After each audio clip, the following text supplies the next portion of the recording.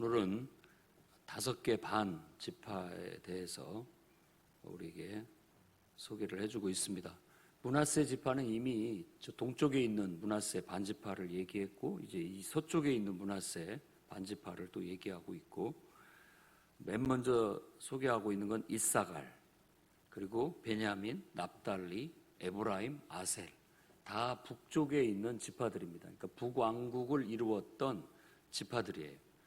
근데 여기에서 지금까지 쭉 보고 또 이 9장까지 전체적으로 살펴봤을 때 이제 베냐민 지파로 해서 서서히 사울 왕에게 초점을 맞춰 가고 있기 때문에 단 지파라든지 스불론 지파는 없습니다. 단하고 스불론 지파는 언급이 되어져 있지 않아요. 그리고 납달리 지파 같은 경우는 딱 한 줄, 그의 아들 4명만 소개를 하고 있고 나머지에 대해서는 언급이 없습니다. 무슨 이유가 있을까 생각해봐도 일단은 자료가 미비했다. 예를 들어 우리도 각 집안별로 전부 파악해서 보내주십시오 했는데 안 보내, 무슨 일이 있었는지 안 보냈다. 그러면 그냥 누락되는 거죠. 그리고 출간이 되는 겁니다. 그러다 보니까 아마 그랬을 것이다라고 생각할 수 있고, 또 그렇다라는 것은 지금 많이 혼란스럽다라는 걸 알 수 있습니다. 많이 흩어져 있고 다 그런 모든 이스라엘 그동안의 12지파였던 백성들을 다 수소문에 찾아서 그들을 규합하기가 어려웠다라는 것도 읽어낼 수가 있는 것이지요.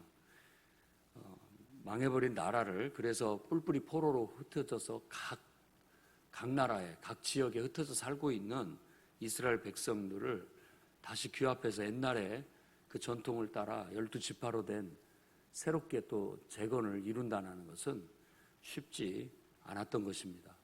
그러다 보니까 유다 지파하고 레위 지파가 중심이 되어서 다시 예루살렘을 건설하고 그들이 회복하려고 하는 그런 움직임을 보였다라는 걸 알 수 있습니다.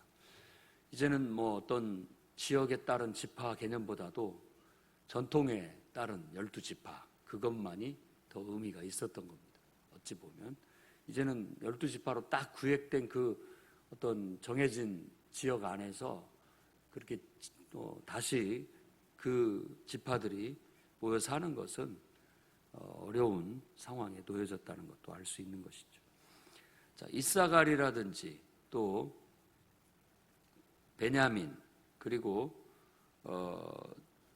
아셀 지파, 이런 지파들의 주로 묘사는 옛날 자료를 이용하는 것 같으나 그 중에서도 선별되어져서 일부만 소개를 해주고 있는데 우두머리 혹은 큰 용사라고 할 만한 사람들을 얘기해주고 있습니다. 이 큰 용사라고 하는 것은 구약 성경에 깃보르 하일이라고 해서 위대한 용사, 그러니까 다 아주 용맹을 떨치고 전쟁에서도 큰 공적을 세우고 또 이렇게 나라를 위해서 훌륭한 그런 일들을 감당했던 사람들을 깃보르 하일이라고 그렇게 얘기하는데, 큰 용사라 혹은 용감한 장사라라고 말하는 것이 나라의 일꾼들이었다, 역군들이었다, 아주 큰 일꾼들이었다라고 말하고 있는 겁니다. 어떤 공동체든지 바로 그런 사람들이 있어야 공동체가 힘있고 든든하게 세워져 나가게 되는 겁니다. 저는 오늘 이 말씀을 통해서 여러분이 속한 교회, 또 공동체, 이 신앙 공동체 안에, 그리고 또 여러분들이 살아가고 있는 일상생활 속에 어떤 직장이든 어떤 사회 속에서도 항상 큰 일꾼들이 되시기 바랍니다. 여러분들이 있어서 든든하고 그 모든 것들이 잘 지탱되어져 나갈 만큼 그 비중 있는 존재감 있는 그런 존재들로서 역사의 한 획을 그을 수 있기를 바랍니다. 그래서 두고두고 나중에 후대 사람들도 그런 분이 있었지, 그런 분이 참 큰 일을 해줬다라고 말할 수 있는 그런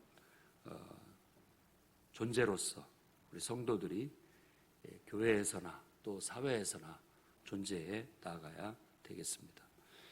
그 다음에 이 에브라임 지파는 상대적으로 에브라임 지파가 원래 북왕국의 가장 큰 중심 세력이 됩니다. 그러니까 므낫세하고 에브라임은 요셉 지파로서 소개를 하고 있고 장자의 명분을 가지고 있었는데 그 중에서도 므낫세가 형이지만 에브라임에게 그 야곱의 장자권이 넘어간 것입니다. 그래서 다른 것들, 이 에브라임의 아들들이 괜히 욕심부리다가 죽임당한 이야기에 그 부정적인 얘기를 하고 있고 나중에 눈의 아들 여호수아를 소개하는 것으로 끝냅니다.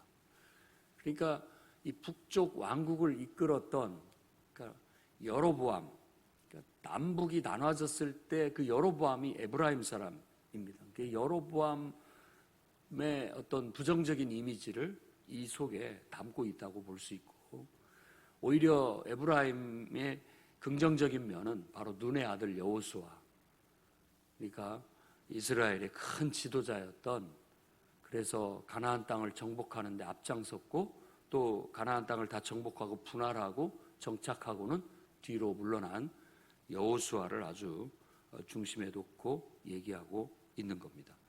그래서 우리들은 항상 그런 걸 생각을 해야 됩니다.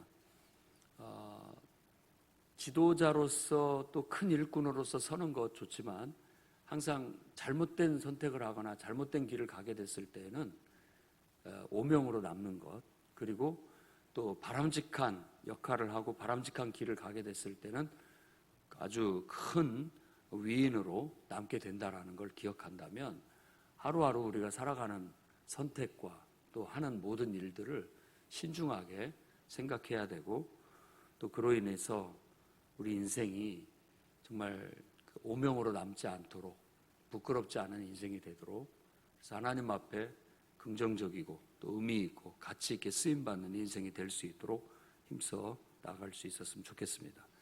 지금까지 이제 쭉 1절부터 이제 1장부터 지금까지 쭉 살펴본 바로 10개의 지파가 소개가 되어져 있습니다. 이제 앞으로 베냐민 지파에 초점을 맞추게 될 거고 사울 왕이 나오고 사울 왕의 이제 죽음과 다윗 왕의 시작으로 해서 다시 한번 포로기 후기 사람들이 나라를 재건하는 관점에서 어떤 재건에 도움이 될 만한 역사적 이야기들을 전개해 나아가게 될 겁니다. 역사를 통해서 우리 스스로를 거울처럼 돌아보고 또 다시 우리도 그 역사의 한 페이지가 되어져 가고 있다는 걸 기억하면서 부끄럽지 않은 삶을 써나갈 수 있는 저와 여러분이 되기를 주의 이름으로 축원합니다. 기도하겠습니다. 거룩하신 주님,